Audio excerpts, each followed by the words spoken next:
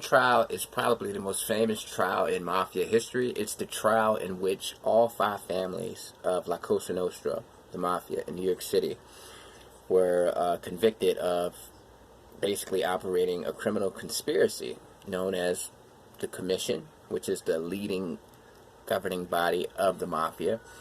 And what was their downfall was the fact that they had complete control over the concrete in the city of New York. If a construction job involving concrete was over $2 million, they got 2% of it, 2 points. And yeah, this is what was the downfall. But what's not taught, I mean, we always hear about how this case was pretty much the nail in the coffin for the mob. This case signaled the end of the golden years of La Cosa Nostra. But what we don't often hear about are the small victories that the defendants in this case, Tony Dux Corallo, Anthony Fett Tony Salerno, Paul Big Paulie Castellano, Philip Rusty Rastelli, Carmine Persico. We don't talk about the few small victories that these guys actually had. And I think that it's important to discuss those. Even though they got convicted and they all got 100 years in prison, I think it's still important to highlight some of the mistakes that the prosecution made, because it lets us know that the prosecution pretty much went out of their way to convict these guys. They pretty much did a lot of illegal things. They gave them a bunch of bogus charges, and they pretty much relied on the gruesomeness of the murders that were involved in the Commission case to make these guys look bad and make the jury disgusted enough to pretty much convict them. Okay, now let's get into it. Okay, Tony Corallo, he was the boss of the Lucchese family. He won a small victory. In addition to the Commission case, he was also charged with conspiracy to loan shark with his nephew. His nephew was in a dispute. He was in Staten Island, which is Gambino family territory, and he was out there loan sharking. When it comes to the mafia, you have to be on record with a particular family. You're not allowed to do business as an independent contractor. You have to be associated with somebody. Even though he's the nephew of Tony Dux Corallo, he wasn't a part of the Lucchese crime family. He was just a non-made guy, non-mafia guy. So this actually created a dispute between his uncle, Tony Dux Corallo, and the Gambinos. The government recorded a conversation between Tony Dux Corallo and his nephew regarding the situation. However, in the wiretap conversation, they didn't specifically discuss loan sharking. They simply discussed avoiding a family feud. But the jury convicted them of conspiracy to loan shark. Okay, here's the transcript. Tony Dux Corallo said, his nephew said, "I'm not worried about him. You know what the trouble is. They're BSing that, I'm with nobody, and nobody, Tony Dux Corallo said they're right. His nephew said they're right. Tony Dux Corallo said they're right. You say they're right. Tony Dux Corallo's nephew said right. Tony Dux Corallo said they're somebody. They're full of it. Tony Dux Corallo nephew said, right, but what do you suppose I do? Tony Dux Corallo said, let them come and tell me. Alright, so essentially the government, the prosecutors, used this wiretap conversation as evidence of conspiracy to loan shark. And the jury actually convicted them of it. The judge came back later on and actually reversed that and actually cast that conviction aside because it was unconstitutional and it didn't make any sense. First of all, this is what the judge said. Just what does all this virtually incomprehensible speech mean?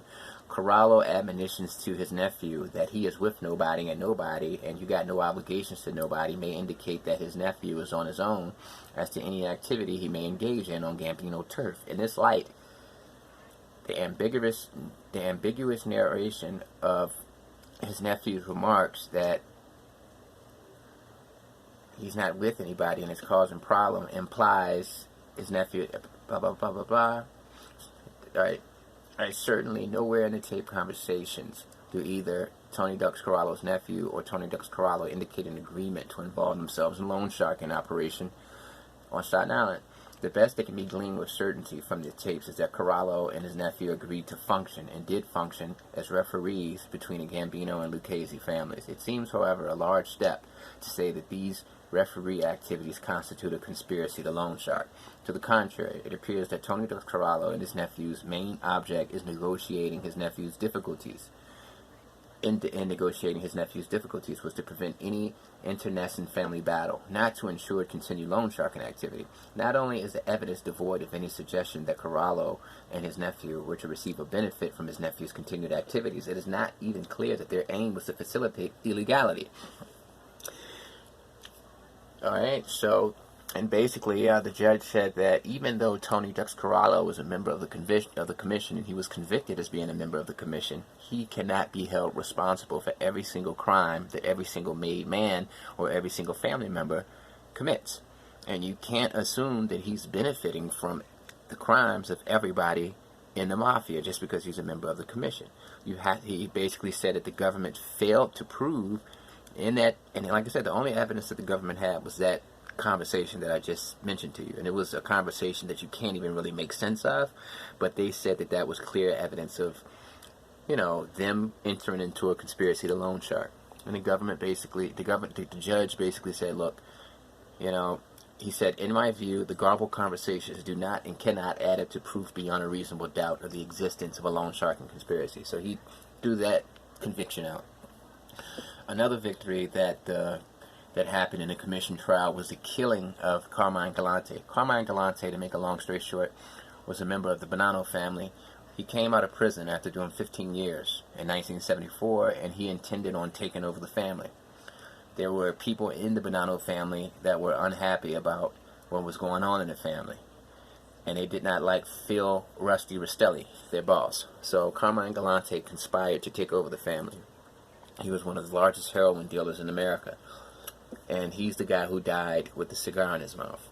Okay, in the commission trial, the government and the prosecutors tried to tie his murder to the commission.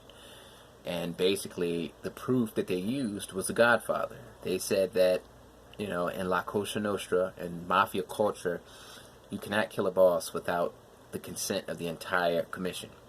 And this is what the judge said. I cannot agree that adequate proof exists of the connection between the Gallante murders and the commission enterprise. The government's proof rests, in my view, on an analogy to the movie The Godfather. However, a movie script does not constitute the kind of proof required to sentence men to prison for 100 years.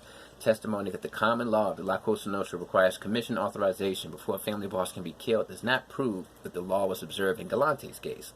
Similarly, testimony by Fred Christopher that Persico had voted against Gallante's murder does not amount to prove that the rest of the commission voted yes. The government's further assertion that Indelicato met at the Ravenite Social Club to be congratulated by other commission members for a job well done rests on speculation and inference. No evidence sets out their conversation. The inference urged by the majority rests, in my view, upon an interesting but unproved scenario.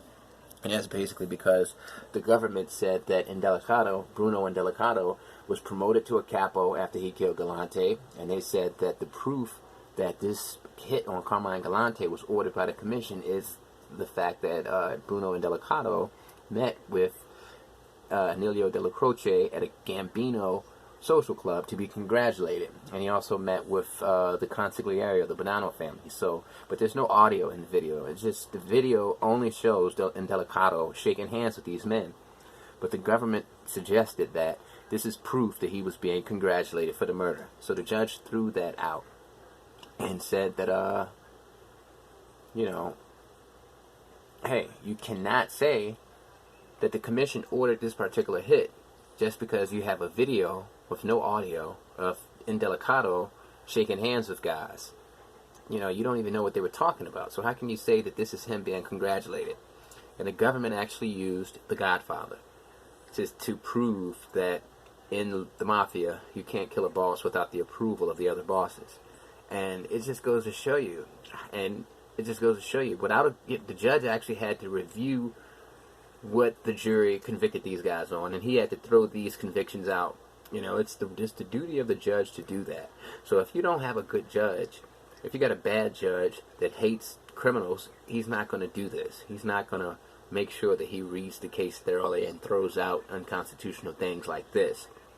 And it just goes to show you that the government was willing to do whatever it took to convict these guys. And a lot of times, they cut a lot of corners. Peace.